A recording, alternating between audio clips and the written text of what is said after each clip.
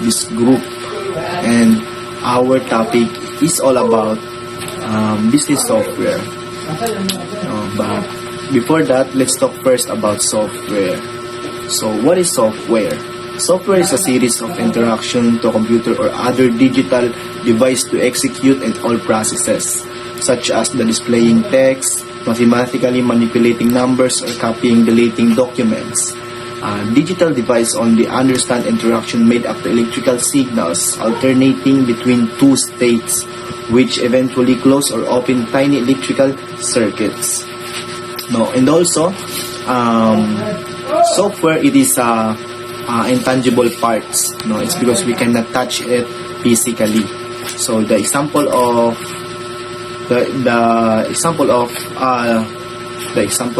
software are operating system, web browser, and Microsoft Office, and mga computer games. And there are two types of software: system software and application software. So application software programs app which perform specific function. The example of application software are Gmail, Facebook, and browser, or Chrome, and many more. So next is system software. There are three types of system software: operating software, and device, driver, and utilities. So operating system are second program which manage the computer hardware and common series like file management, memory management, processes, scheduling, I/O management, and lastly, software management. And example, ang mga example nila are Windows, Android, and Linux. And more to sa software. And next is business software. So business software refers to any computer programs or set of application used by business to perform various functions aiming to increase productivity, manage operation, and perform business tasks accurately, such as accounting, inventory management, and customer relationship management, and more. Essentially, it's software designed specifically to meet the needs of a business organization. So, ang example na ko diri is kanang app na Excel, because it's a part of application software ang Excel. It's because if maghimo to mga transaction or naatay compute or naatay clusteron dito na mga especially sa accounting, di ba, gamitin na siya sa accounting na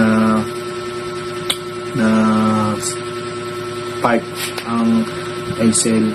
And sa business software, kay mas mapadali ang mga trabahuan ato, di ba? Pag plaster, mas limpyo siya tanawon, and mas kung nakaka-compute, mas dali na makakuha ato ang mga numbers na mga gusto nimo na makakuha.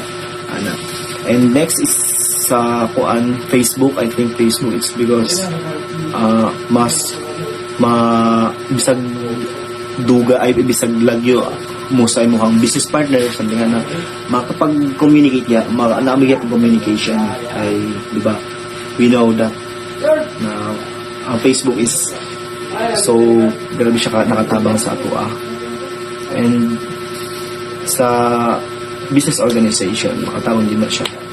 And that's all of my part. Thank you. So let's proceed to my reporting. I'm Echenjan Arama, software structure to hardware. You use software all the time, not just when you use your computer. You use software when you drive a car, upload a video from your smartphone, and when you use self-checkpoint station at store. Purpose of much of the software by by organization is to increase productivity. When executive talks about productivity tools, they really mean computer program, commonly you know as software application.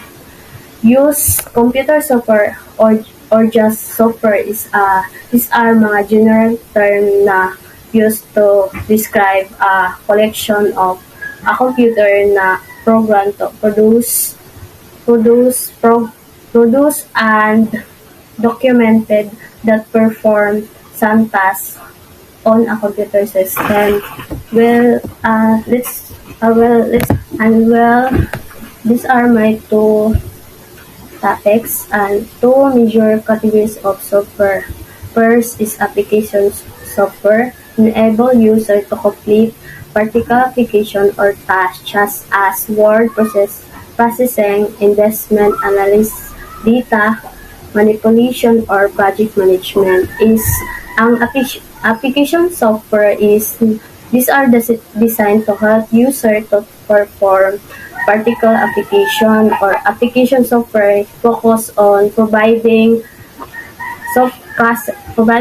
software to process a future user to work within.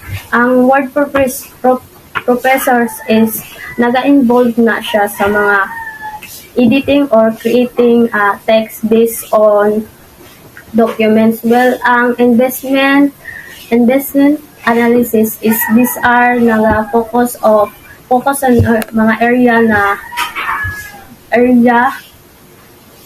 focus on evaluating or financial data to make informed investment decision. Well, ang data manipulation, these composed of organization analyzing and transforming data to Microsoft or Excel is mga worldwide use spreadsheet to program allow to calculate data visualization.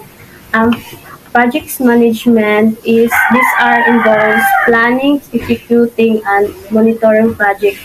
Well, the system softwares enable application software to run on a computer and manage the interaction between the CPU and memory stores input or output memory, storage or devices, another computer component. System software, these are system program designed to run a computer, hardware, and application program is management resources.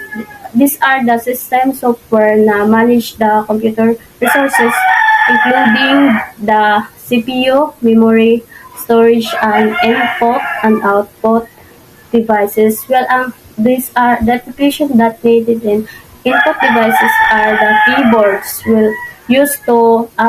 A keyboard is used to enter a text. Well, and next is mouse. Mouse is used to navigate selecting item to the screen. Well, and the second is microphone is used to audio. To are the input.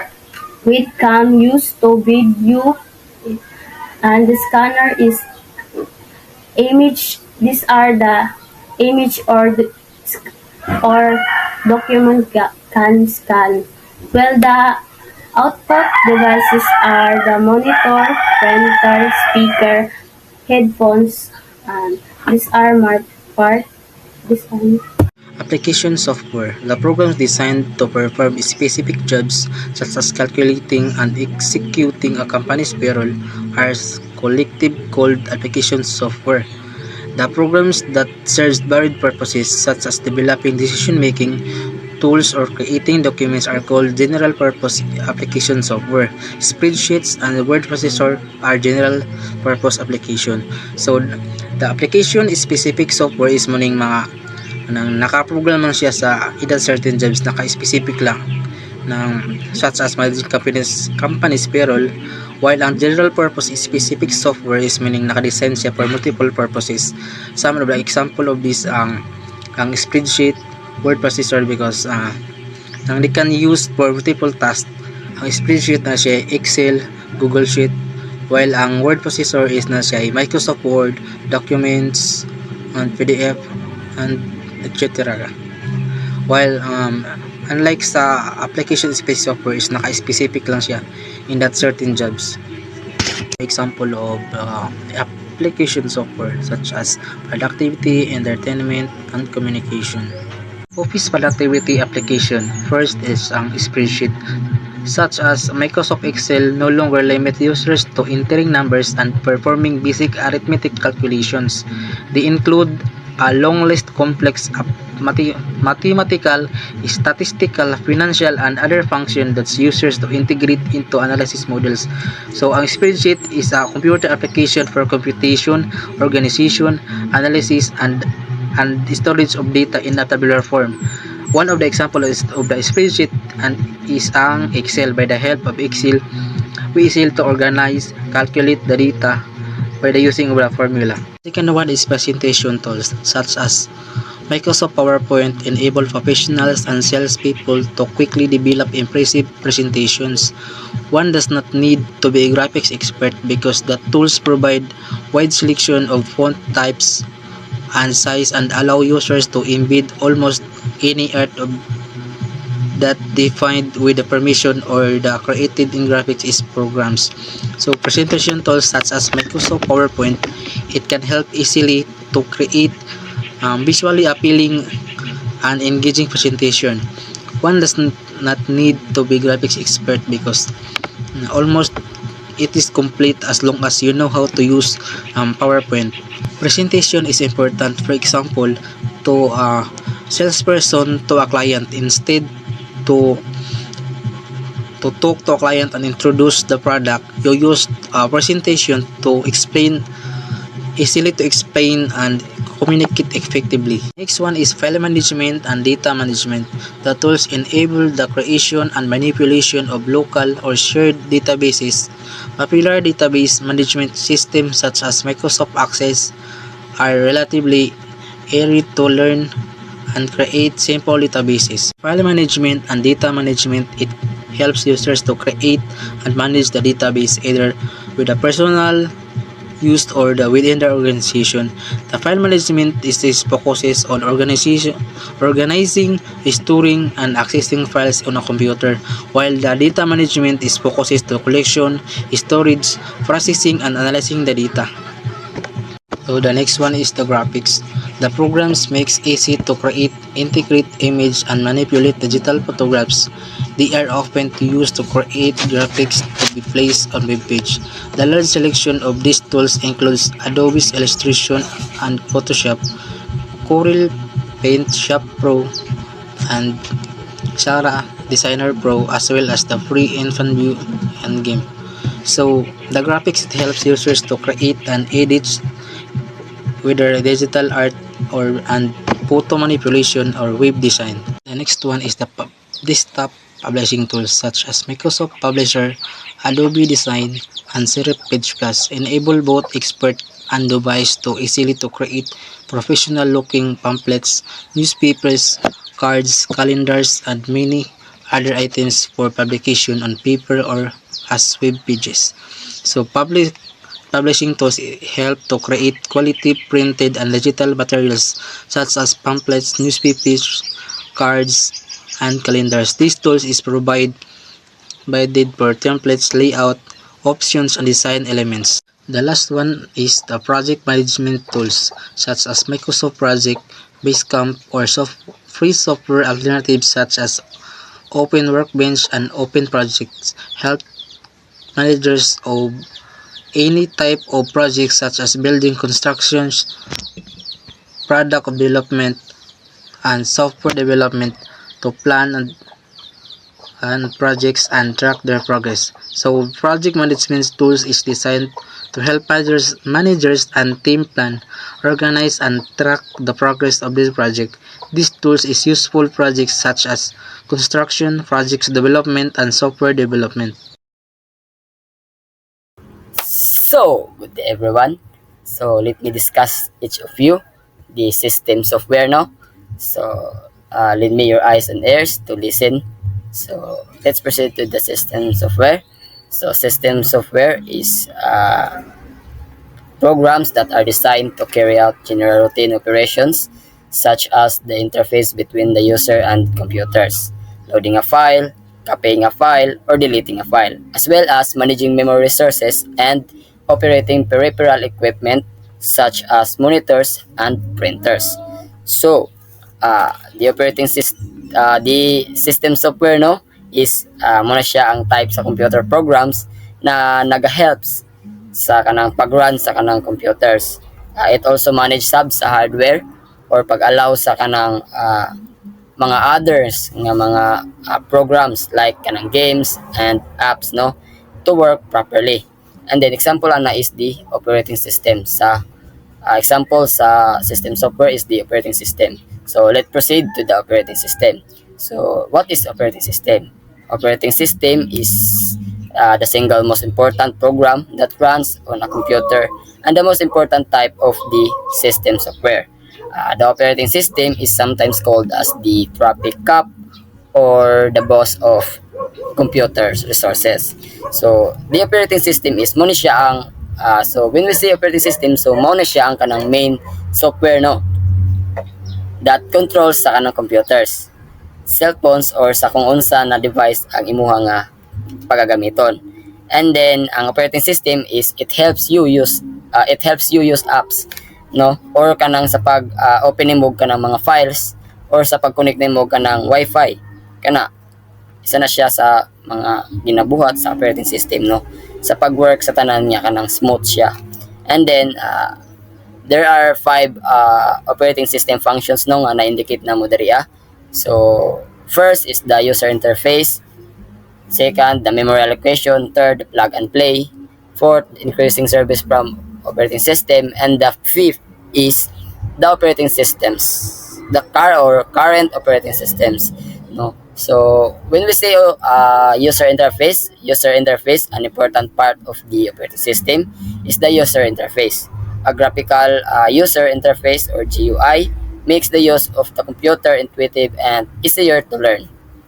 The interface takes the form of easy to understand frames, icons, and menus. So ang user interface no is mo na siya ang kanang kung unsang imong makita or kanang gamiton sa computer or kanang mga other nga device nga imong pagagamiton or apps man na siya to interact with it. So it includes sa kanang mga sa nadira sa akong gibasa is ang kanang mga buttons, icons, frames, and menus, and so on and so forth. So for example ana is kanang when you tap an app, so sa pag-click pa lang nimo diana sa apps or sa kanang mga buttons, sa kanang pag-scroll po nimo through website, sa kana pa lang no is you are using the user interface na no. So next is the memory allocation. Memory allocation is one of the most important functions of an operating system is memory management, especially for RAM. The memory where data and program code must reside before being executed. Virtual memory lets the user proceed as if significantly more RAM were available than really exists. So, ang memory allocation no, is muna siya ang kanang process, no? Muna siya ang process that ang kanang computer no is kanang provide siya or hatag og kanang space sa computer memory for programs and files sa kanang pag to run. So when you open apps or files sa imong computer or sa kung unsa man nga device ang imong gamiton, so the computer ana is or sa ang device ana nga imong ginagamit is nag-assign na siya og kanang mga portion sa memory to store and sa pag-process sa data. So for example ani is kanang if magdula ka. So the computer ana or the device nga imong ginagamit is maghatag na siya og kanang memory so it can load graphics, sounds, and kanang other elements no.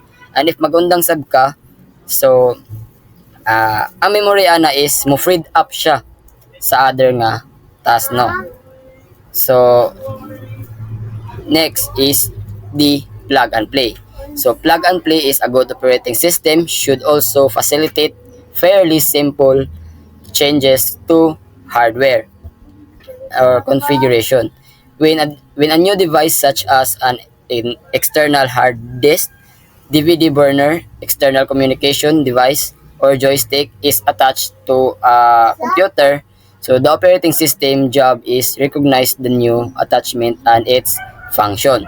So ang plug and play no is muna siya ang muna siya ang computer features no na nagpasabot na kanang pwede ka makagamit or maka-use og kanang mga new device such as kanang keyboard, kanang mouse or USB or etc. So once nga kanang i-plug nimo na sila sa imong computer or sa kanang monitor is it will be automatically nga mo-detect siya no and mag-set up siya sa computer. For example is kanang keyboard. So before na siya nga mugana ang keyboard is you need to i-plug in sa gyud mo na siya sa imo nga computer no. So once nga ang keyboard is plug in na nimo siya sa imo nga monitor or sa imo nga computer, so it will be automatically detect no sa or set up sa kanang imo nga computer no. So mogana na dayon na ang imong keyboard. So example po another example is the USB. So ang USB is once nga i-plug nimo na siya, isaksak nimo na siya sa imong nga laptop. So kung unsa man ang kanang mga documents nga sulod atong USB, so it will be automatically nga mo-detect siya sa imong nga laptop and then mugawas din na siya sa imong nga laptop no. So kung unsa ang sulod sa USB, mo na siya ang mugawas pod sa imo nga laptop. And then kung naka-i-open yung mga files using your USB is imo lang na siya nga i-plug sa imong laptop and then ma-open na nimo na ang mga files or mga documents nga gusto nimo nga gamiton or i-open. So next is the increasing service from operating system. So the trend in operating system development is to incorporate more and more services that used to be provided by separate software. This service includes database management, networking, and security. So, ang increasing service from OS or operating system no is means that ang operating system is it keep providing by adding sa kanang mga new features or kanang making the computer faster, safer, and easier to use. So increasing services from operating system no is these improvements helps users to do more things and it help to have a faster performance and sa pag-support sa kanang mga new apps and kanang ang device sa mga new apps and devices. Example ana is kanang when you update sa kanang imong cellphone no or sa kanang pag-update nimo sa Windows, sa kanang pag-fix nimo sa mga bugs sa imong device no. So para ma-improve and mapadali ang kanang paggamit ana para mo-work siya smoothly no ang imong devices. So last is the current operating system. So the current operating system, as mentioned earlier, operating systems are designed to work with a particular microprocessors. So consequently, different computers and types of microprocessors use different operating system. So ang current operating system no is muna siya ang kanang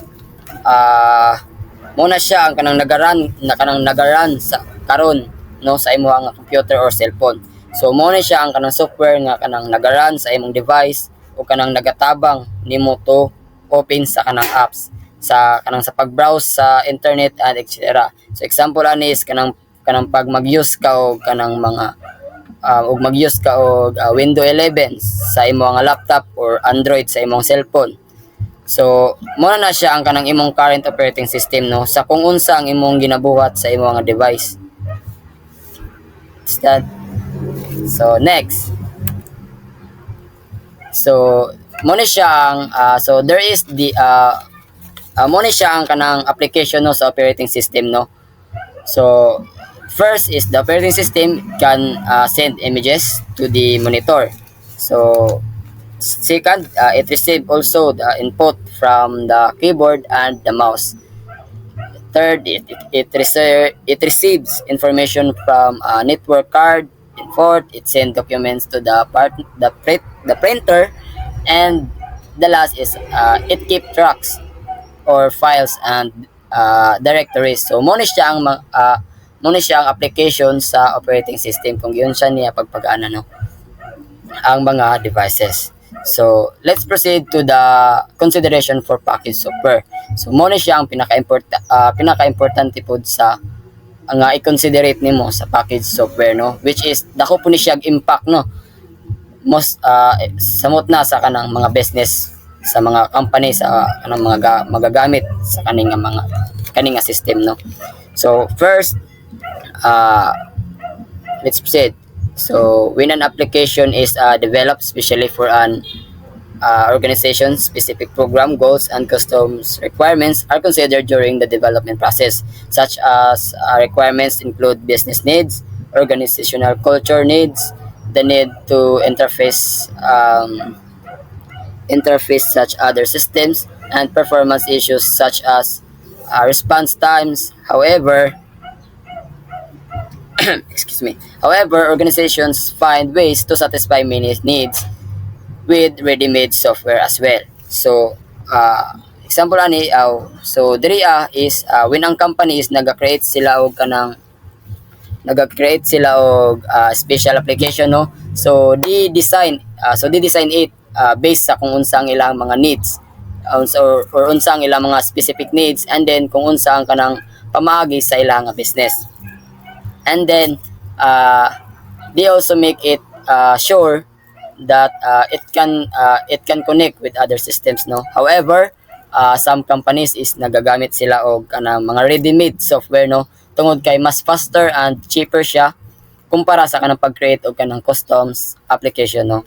So they just choose lang sa kanang software nga kanang kung unsay maka-fit sa ilang business no, or unsa ang kanang need sa ilang business.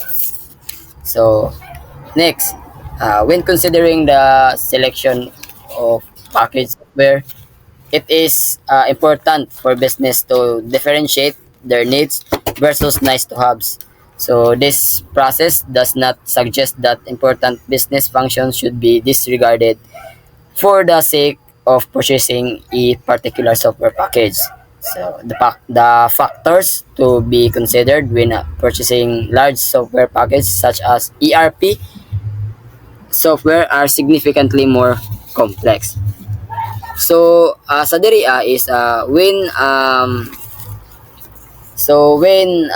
kanang ang business is magpili siya og software, so it is important pod no to know sa kanang mga difference between sa kanang what they are really need and kanang what would be nice to have. So this means na they should focus gyud sa kanang software nga kanang makamake og supports lang sa kanang ilang parts sa ilang business no. They should not ignore sa kanang mga important business just to buy lang sa kanang mga certain software no. So choosing a big software is like kanang ERP or kanang enterprise resource planning. So complicated yun siya and need yun siya nga kanang hunahunaan og sakto, and then kay daghan man gyud siya kanang part sa business na kanang mapiktuhan ana if once nga dili kanang mamali ka o kanang pagpalit no sa kanang software. So last is the purchasing organization must consider not only the cost of the software, which is usually millions of dollars, but also the amount of time it will take to implement the software. So the cost of interrupting ongoing operations, the difficulty and cost of modifying the software for the organization's specific needs, and many other issues. So diri is when ang company is magpalit sila og kanang big software like atong ERP, so di lang gyud price ang ilang kanang hunahunahon gani, but also they need to think it for kung how long it will take to set up the software, and then the extra cost sa kanang pag-customize sa software. And sa pag-customize sa software sa ilaha nga mga kanang mga specific needs, no, and then sa kanang mga other challenges, no, that could be affect sa kanang ilaha nga business, no. So consideration for package software, no, this three is need yun na nila nga considerate. It's because dako kay na siya apekto sa imo nga business or sa imo nga company once nga dilinim na siya nga mahuna-huna og sakto. So that's all for my part, and thank you for listening. Ay, stop. So, good day everyone. So, let me discuss each of you the system software, no? So, lend me your eyes and ears to listen. So, let's proceed to the system software. So, system software is programs that are designed to carry out general routine operations such as the interface between the user and computers, loading a file, copying a file, or deleting a file, as well as managing memory resources and operating peripheral equipment such as monitors and printers. So, uh, the system software, no, is muna siya ang type sa computer programs na nag-helps sa kanang pag-run sa kanang computers. It also manage subs sa hardware or pag-allow sa kanang mga others nga mga programs like kanang games and apps, no, to work properly. And then example ana is the operating system sa example sa system software is the operating system. So let's proceed to the operating system. So what is operating system? Operating system is the single most important program that runs on a computer and the most important type of the system software. The operating system is sometimes called as the traffic cop or the boss of computers resources. So the operating system is mo ni siya ang so when we say operating system, so mo na siya ang kanang main software, no, that controls sa kanang computers, cellphones or sa kung unsa na device ang imuha nga pagagamiton. And then ang operating system is it helps you use apps, no, or kanang sa pag opening mo kanang mga files or sa pag-connect nimo kanang wifi kana isa na siya sa mga ginabuhat sa operating system, no, sa pag-work sa tanan niya kanang smooth siya. And then there are five operating system functions, no, nga na-indicate na mo diri. So first is the user interface, second the memory allocation, third plug and play, fourth increasing service from operating system, and the fifth is the operating systems, the current operating systems, no. So when we say user interface, an important part of the operating system is the user interface. A graphical user interface or GUI makes the use of the computer intuitive and easier to learn. The interface takes the form of easy to understand frames, icons, and menus. So ang user interface, no, is mo na siya ang kanang kung unsang imong makita or kanang gamiton sa computer or kanang mga other nga device nga imong pagagamiton or apps man na siya to interact with it. So it includes sa kanang mga sa nadira sa akong gibasa is ang kanang mga ah, buttons, icons, frames, and menus, and so on and so forth. So, for example, ana is kanang when you tap or when you tap an app.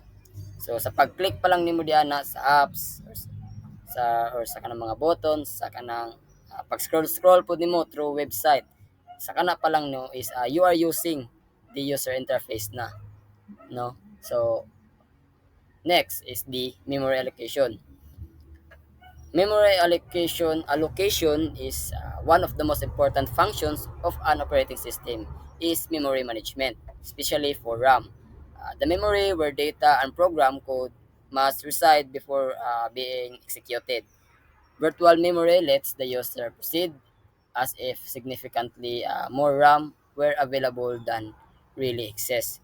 So, ang memory allocation, no, is mo na siya ang kanang process, no, mo na siya ang process that ang kanang computer, no, is kanang provide siya or nagahatag og kanang space sa computer memory for programs and files sa kanang pag to run.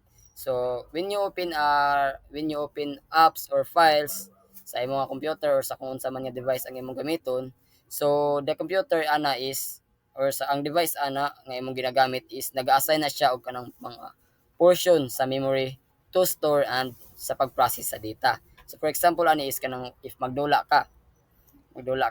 So the computer ana or the device nga imong ginagamit is maghatag na siya og kanang memory so it can load graphics, sounds and kanang other elements no. And if magundang sab ka, so ang memory ana is mo freed up siya sa other nga task no. So next is the plug and play. So plug and play is a good operating system should also facilitate fairly simple changes to hardware or configuration. When a new device such as an external hard disk, DVD burner, external communication device, or joystick is attached to a computer, so the operating system job is recognize the new attachment and its function. So ang plug and play no is muna siya ang muna siya ang computer features no na nagpasabot na kanang pwede ka makagamit or maka-use og kanang mga new device such as kanang keyboard, kanang mouse or USB or etc. So once i-plug nimo na sila sa imong nga computer or sa kanang monitor is it will be automatically nga mo detect siya no and mag-set up siya sa computer. For example is kanang keyboard. So so before na siya nga mugana ang keyboard is you need to i-plug in sa gyud mo na siya sa imo nga computer no.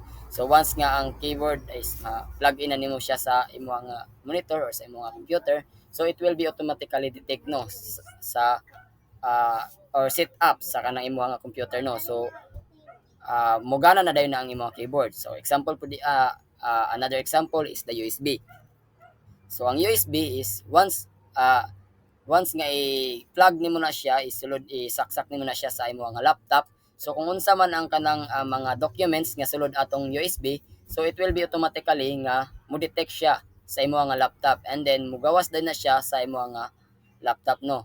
So kung unsa ang sulod sa USB, mo na siya ang mugawas pod sa imo nga laptop. And then kung naka-i-open yung mga files using your USB is imo lang na siya nga i-plug sa imong laptop and then ma-open na nimo na ang mga files or mga documents nga gusto nimo nga gamiton or i-open.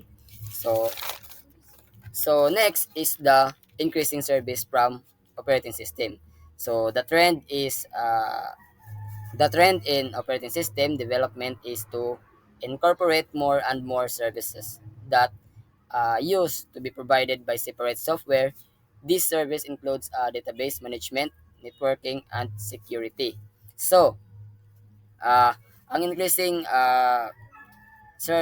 service from OS or operating system no is more means that ang operating system is it keep providing by adding sa kanang mga new features or kanang making the computer faster, safer and easier to use. So increasing services from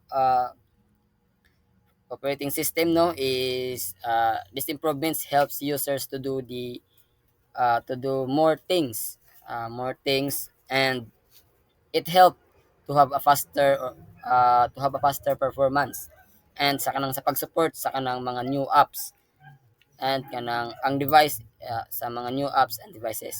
Example ana is kanang when you update sa kanang imong cellphone no or sa kanang pag-update nimo sa Windows, sa kanang pag-fix nimo sa mga bugs sa imong nga device no.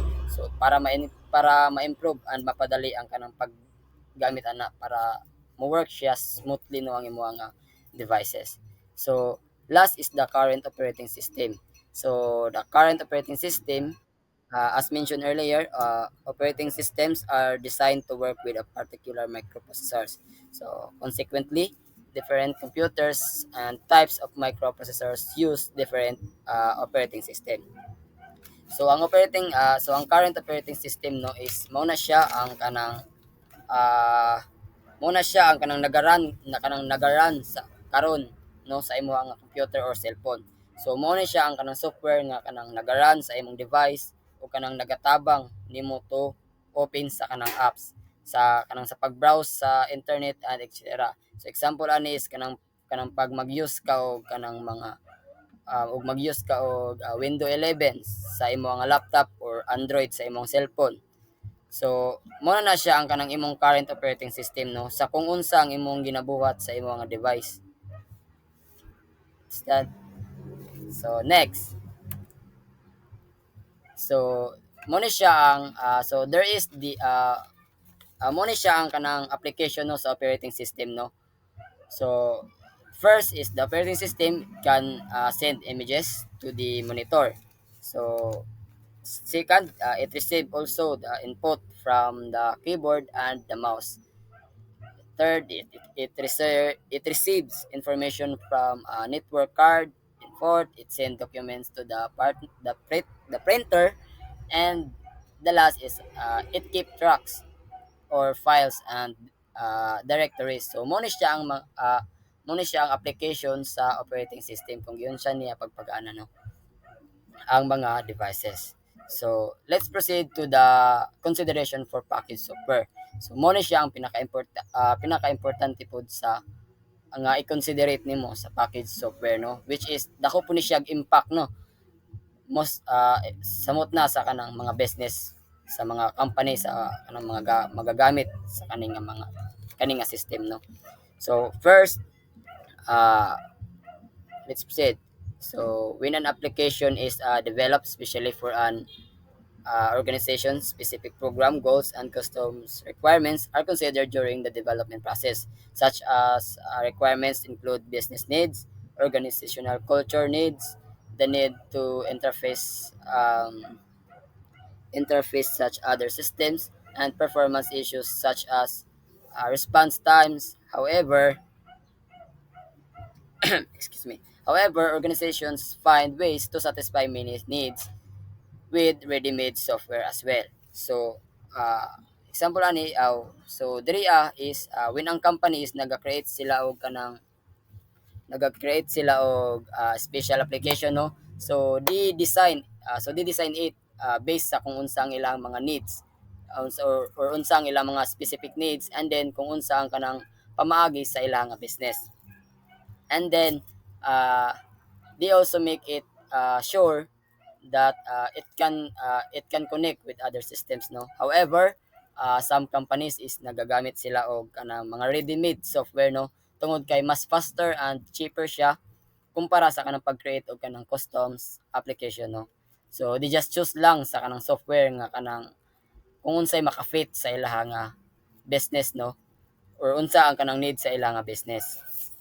So next, when considering the selection of package software, it is important for business to differentiate their needs versus nice to haves.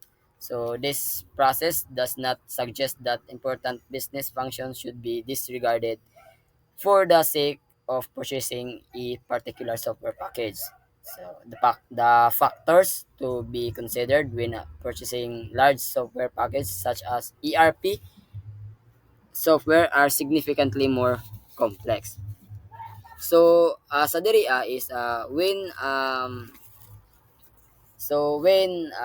kanang ang business is magpili siya og software, so it is important pod no to know sa kanang mga difference between sa kanang what they are really need and kanang what would what would be nice to have. So this means na they should focus gyud sa kanang software nga kanang makamake og supports lang sa kanang ilang part sa ilang nga business no. They should not ignore sa kanang mga important business uh, just to buy lang sa kanang mga certain software no, certain software.